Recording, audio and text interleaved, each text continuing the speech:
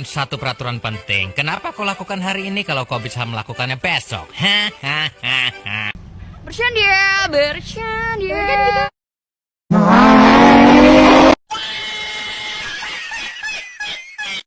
Anda ingin sukses? Anda ingin maju? Anda ingin berhasil? Ya, jangan menyerah. Tekun, giat, semangat. Oh, hai. Sudah kenal maka tak sayang, sudah kenal kok menghilang. Just kidding, forever, underpass, fly off. Oke, dah on nih.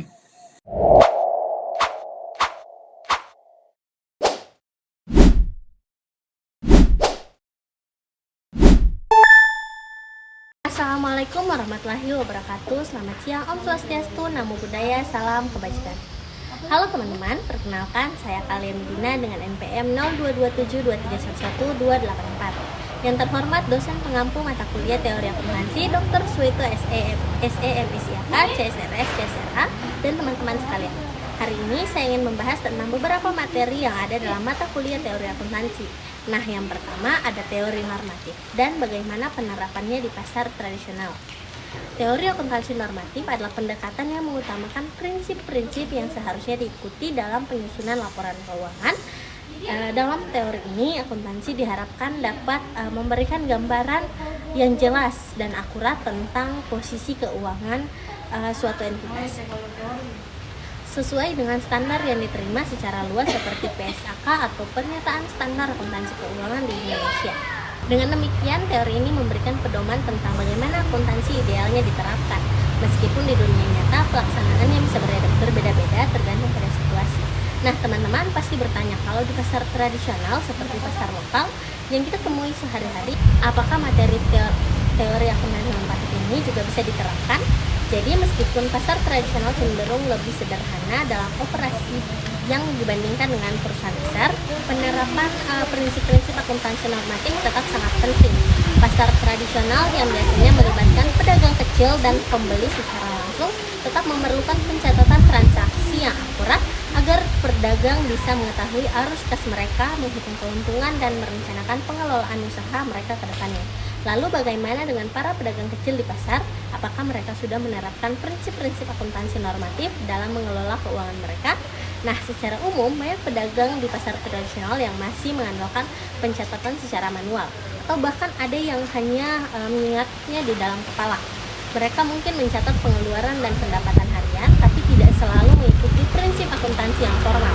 Namun, dengan penerapan teori akuntansi normatif, pedagang akan lebih terbantu dalam membuat laporan keuangan yang lebih jelas, seperti memisahkan antara pendapatan dan biaya, serta mencatat hutang dan piutang. Hal ini membantu mereka dalam mengambil keputusan yang tepat, misalnya dalam pengelolaan modal atau pembelian barang dagangan. Selanjutnya ada pembahasan mengenai entity teori. Entity teori adalah sebuah konsep yang digunakan dalam berbagai bidang ilmu untuk menggambarkan suatu sistem atau struktur yang terdiri dari entity-entity yang saling berinteraksi.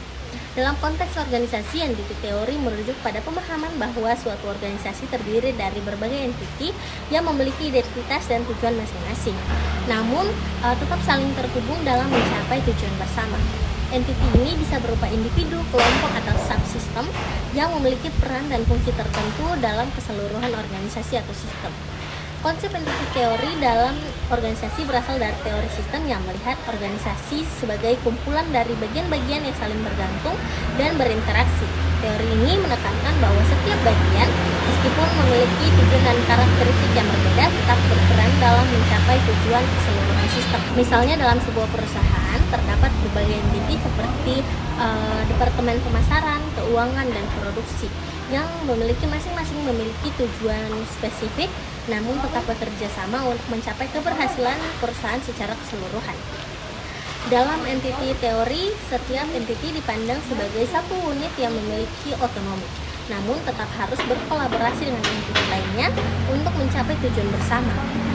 Konsep ini menunjukkan pentingnya interdependensi antar entiti dalam suatu sistem yang lebih besar. Meskipun setiap entiti memiliki tujuan, kepentingan, dan identitas masing-masing, mereka tetap memerlukan satu sama lain agar sistem dapat berfungsi secara efektif dan efisien. Salah satu aspek penting dalam entity teori adalah peran identitas dalam menentukan tujuan dan fungsi dari setiap entity. Identitas ini bisa bersifat fisik atau konseptual dalam seperti departemen dalam perusahaan yang memiliki peran yang jelas dalam struktur organisasi.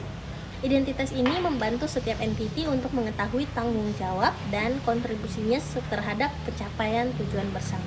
Dengan demikian, entity teori membantu memetakan peran dan kontribusi masing-masing bagian dalam sistem yang lebih besar.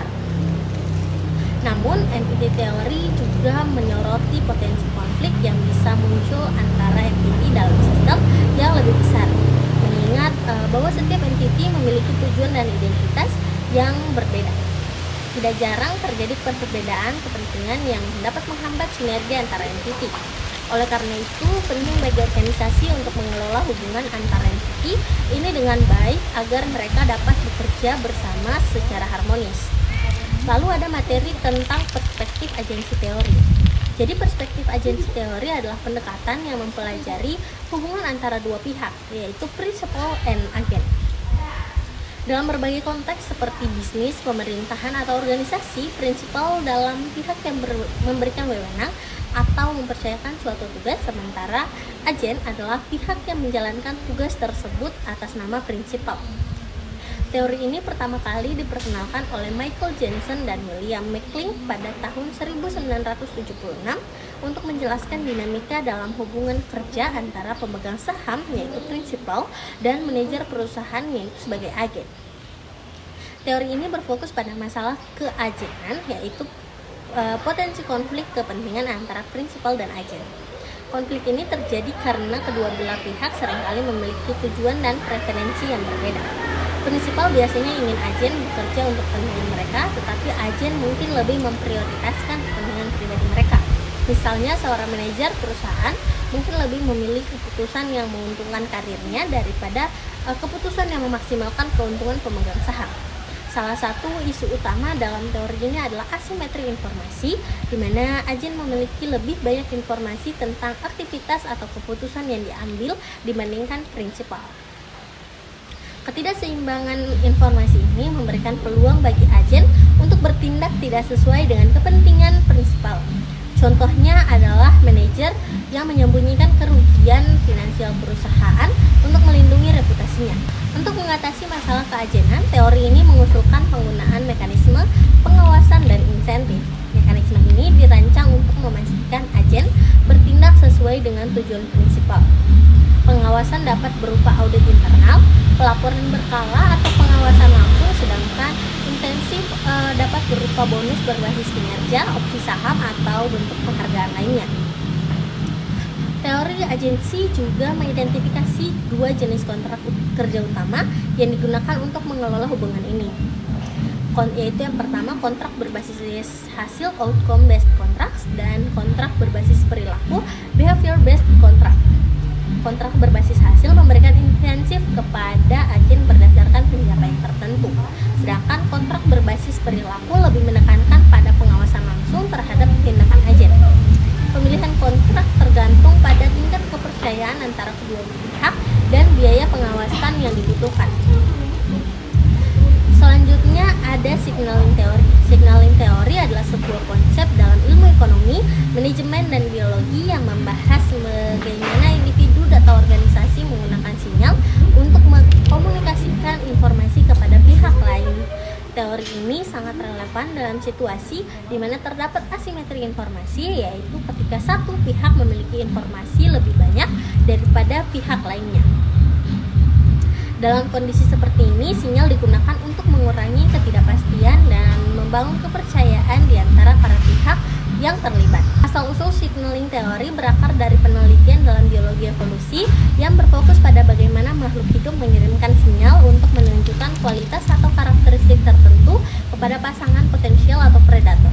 Namun teori ini kemudian diadopsi dalam konteks ekonomi oleh Michael Spence melalui makalahnya yang terkenal pada tahun 1973. Dalam konteks ekonomi, teori ini digunakan untuk menjelaskan bagaimana individu atau perusahaan dapat mengirimkan sinyal tentang kualitas atau kompetensi mereka kepada pihak lain seperti pemberi kerja, investor, atau pelanggan. Michael Spence memberikan contoh klasik dalam dunia kerja di mana pelamar kerja digunakan pendidikan sebagai sinyal untuk menunjukkan kemampuan atau produktivitas mereka kepada calon pemberi kerja. Meskipun pendidikan tidak secara langsung mencerminkan keterampilan spesifik, keberhasilan seseorang menyelesaikan pendidikan formal menunjukkan kapasitas mereka untuk bekerja keras dan menyelesaikan tugas-tugas yang rumit. Dalam konteks ini, pendidikan berfungsi sebagai sinyal yang valid karena tidak mudah dipalsukan. Sinyal yang efektif harus memenuhi beberapa kriteria. Pertama, sinyal tersebut harus mahal atau sulit untuk dipalsukan oleh pihak yang tidak memiliki kualitas yang diinginkan. Misalnya, dalam dunia bisnis, laporan keuangan yang diaudit oleh lembaga independen adalah sinyal bahwa perusahaan memiliki transparansi dan integritas. Kedua, sinyal harus relevan dan mudah diinterpretasikan oleh penerima. Jika sinyal terlalu rumit atau tidak relevan, penerima mungkin tidak dapat memahami nilai dari sinyal tersebut. Dalam dunia bisnis, signaling teori harus digunakan untuk menjelaskan bagaimana perusahaan dapat menarik perhatian investor atau pelanggan. Misalnya, perusahaan yang baru meluncurkan produk inovatif mungkin menginvestasikan banyak sumber daya untuk kampanye pemasaran besar-besaran. Kampanye ini berfungsi sebagai sinyal kepada pasar bahwa perusahaan percaya pada kualitas produk mereka yang bersedia mengambil resiko untuk mempromosikan secara agresif. Selanjutnya ada materi stakeholder theory. Stakeholder theory adalah sebuah teori yang menekankan pentingnya memperhatikan kebutuhan dan kepentingan pada pemangku kepentingan atau stakeholder dalam pengambilan keputusan perusahaan. Teori ini pertama kali diperkenalkan oleh Edward Freeman dalam bukunya Strategic Management: A Stakeholder Approach pada tahun 1984. Dalam teori ini, perusahaan tidak hanya bertanggung jawab kepada pemegang saham atau shareholders, tetapi juga kepada berbagai kelompok lain yang terpengaruh oleh aktivitas perusahaan seperti karyawan, pelanggan, pemasok, masyarakat sekitar, dan pemerintah. Pada dasarnya, stakeholder adalah setiap individu atau kelompok yang memiliki kepentingan, pengaruh, atau dampak terhadap keberlangsungan perusahaan. Dalam konteks ini, stakeholder dibagi menjadi dua kategori utama, yaitu stakeholder internal dan eksternal.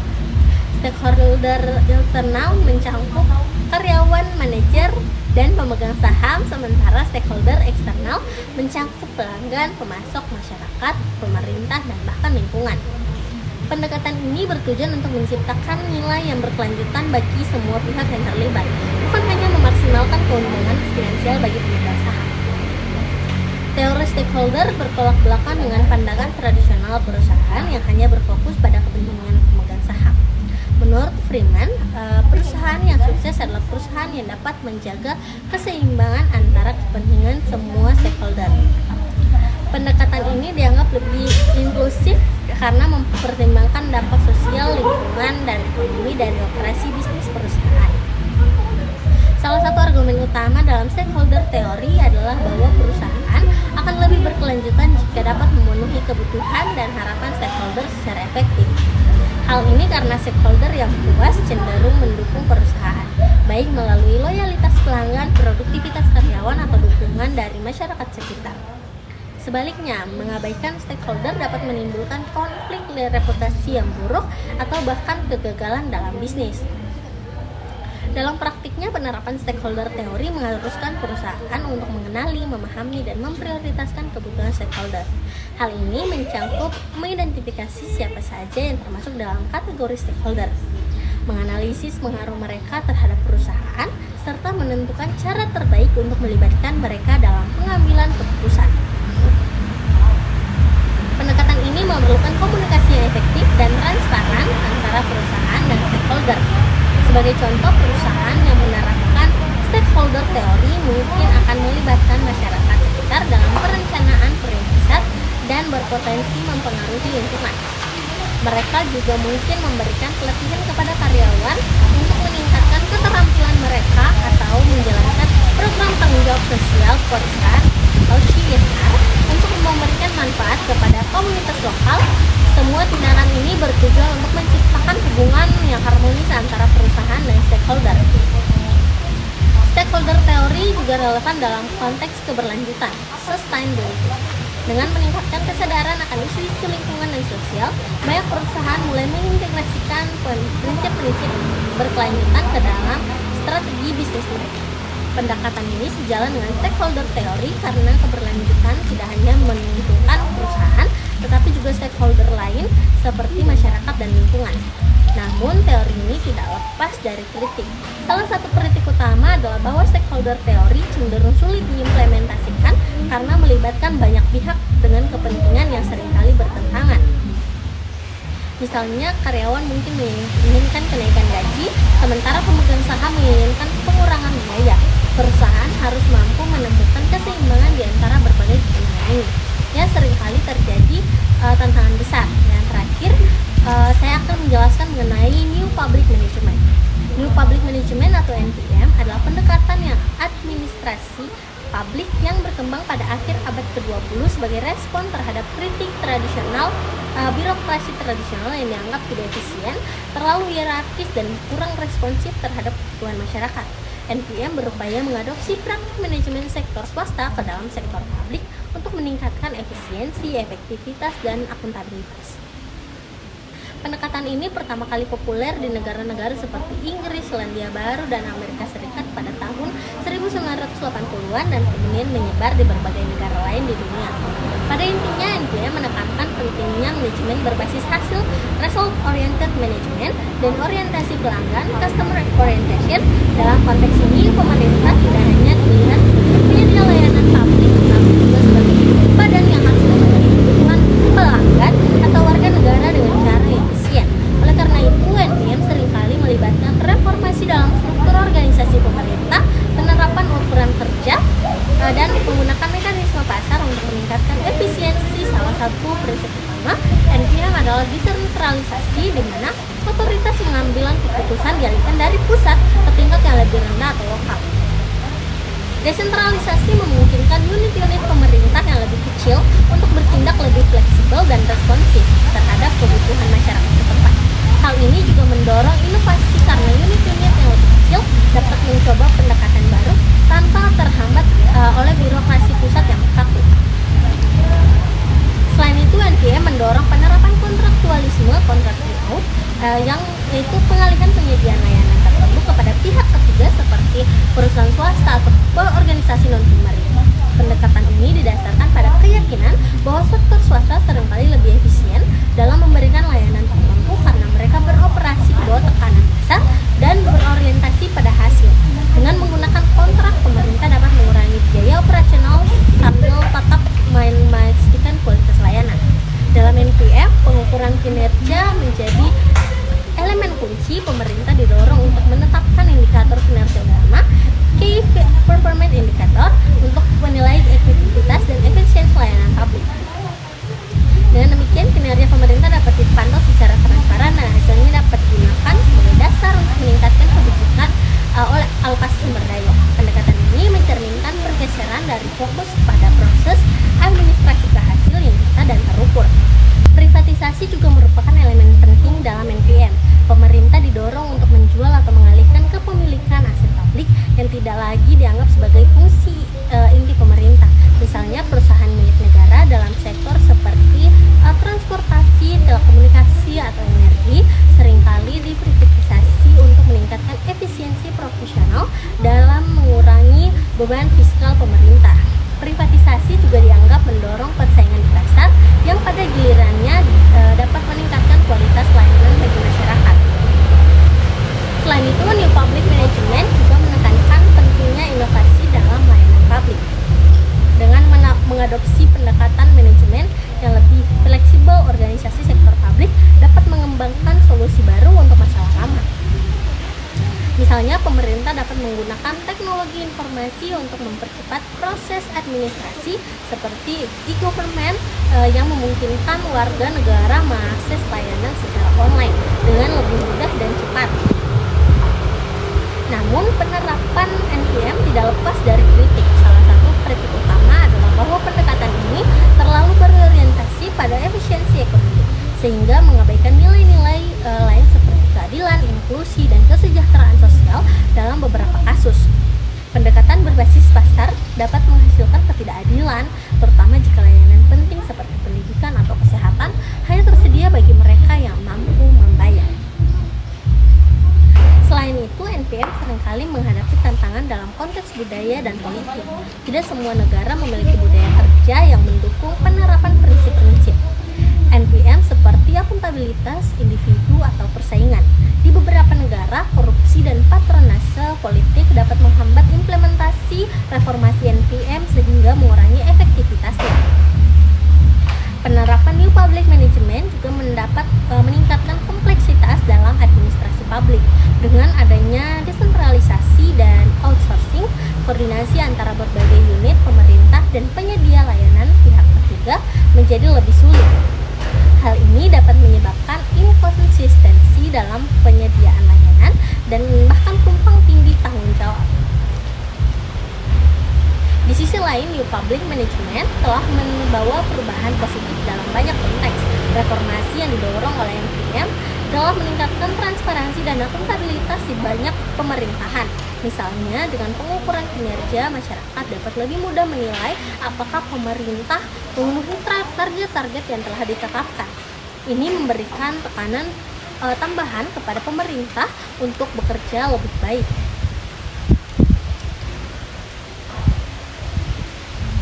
Dalam bidang pendidikan, NPM mendorong penerapan prinsip-prinsip manajemen modern di sekolah dan universitas. Lembaga-lembaga pendidikan didorong untuk mengelola anggaran mereka secara lebih efisien, menetapkan target kinerja, dan meningkatkan kualitas layanan kepada siswa. Pendekatan ini telah membantu meningkatkan akses dan hasil pendidikan di banyak negara. Di sektor kesehatan, New Public Management telah mendorong reformasi yang bertujuan untuk meningkatkan efisiensi dan aksesibilitas layanan kesehatan. Misalnya, banyak negara telah mengadopsi sistem pembayaran berbasis hasil, di mana rumah sakit dan penyedia layanan kesehatan diberi insentif berdasarkan hasil yang dicapai, bukan jumlah layanan yang diberikan. Dalam konteks globalisasi, New Public Management juga relevan karena mendorong pemerintah untuk lebih kompetitif dan di panggung internasional. Negara-negara dengan administrasi publik yang efisien cenderung lebih mampu menarik investasi asing dan beradaptasi dengan perubahan global. Dengan demikian, New Public Management tidak hanya mempengaruhi administrasi domestik, tetapi juga hubungan internasional. Namun, penerapan New Public Management seringkali memerlukan perubahan besar dalam budaya organisasi sektor publik. Pergeseran dari birokrasi tradisional ke pendekatan berbasis hasil memerlukan pelatihan dan pengembangan kapasitas, tapi bagai pemerintah. Tanpa pelatihan yang memadai, implementasi New Public Management dapat menghadapi resistensi dan hambatan internal.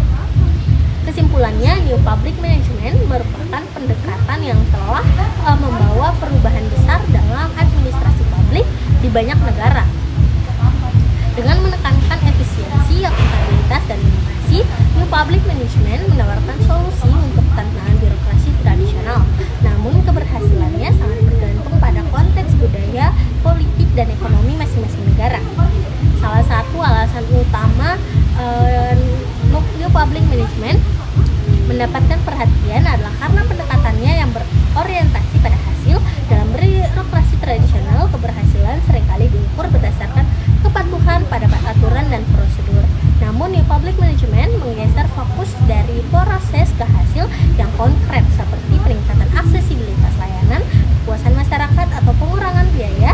Ini membuat NPM lebih relevan dalam konteks modern di mana efisiensi sangat penting. Dalam sektor keuangan publik, New Public Management telah mengubah cara pemerintah mengelola anggaran. Prinsip-prinsip seperti value for money dan pengelolaan berbasis hasil mendorong pemerintah untuk memastikan bahwa setiap rupiah yang digunakan benar-benar memberikan manfaat maksimal bagi masyarakat tertentu. Dengan demikian, New Public Management membantu meningkatkan akuntabilitas fiskal dan mengurangi pemborosan. Di sektor transportasi, penerapan New Public Management seringkali melibatkan privalisasi atau kemitraan publik swasta, public-private partnership, misalnya dalam membangun infrastruktur seperti jalan tol atau kereta api. Pemerintah dapat bekerja sama dengan perusahaan swasta untuk berbagi resiko dan memastikan efisiensi. Proyek-proyek ini biasanya diatur melalui kontrak yang menetapkan target kinerja yang harus dicapai oleh pihak swasta. Mungkin itu saja yang bisa saya sampaikan, lebih dan kurang saya mohon maaf. Wabillahi